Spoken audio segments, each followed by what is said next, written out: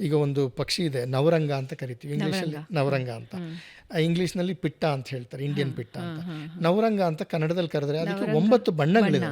9 ಬಣ್ಣಗಳನ್ನ ನಾವು ಕಣ್ಣಲ್ಲಿ ನೋಡಿದ್ರೆ ಕಾಣೋದಿಲ್ಲ. ನೀವು ಬೈನಾಕ್ಯುಲರ್ನಲ್ಲಿ ನೋಡಿದ್ರೆ ಪ್ರತಿಯೊಂದು ಬಣ್ಣನೂ ಕಾಣುತ್ತೆ. ಅಷ್ಟು ಸುಂದರವಾಗಿರೋ ಪುಟ್ಟ ಪಕ್ಷಿ. ಬೆಂಗಳೂರಿನಲ್ಲೂ ಸಿಕ್ಕುತ್ತದು.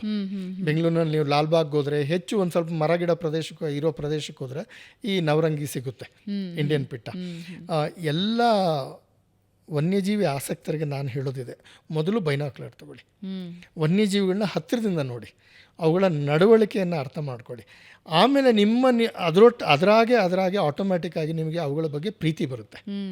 ಆ ಪ್ರೀತಿಯ ನಂತರ ಅದನ್ನೇನಾರ ಮಾಡಿ ಉಳಿಸ್ಬೇಕು ಅನ್ನೋದು ಹೊಟ್ಟೆನಲ್ಲಿ ಒಂಥರ ತಳಮಳ ಶುರುವಾಗುತ್ತೆ ನಿಮಗೆ.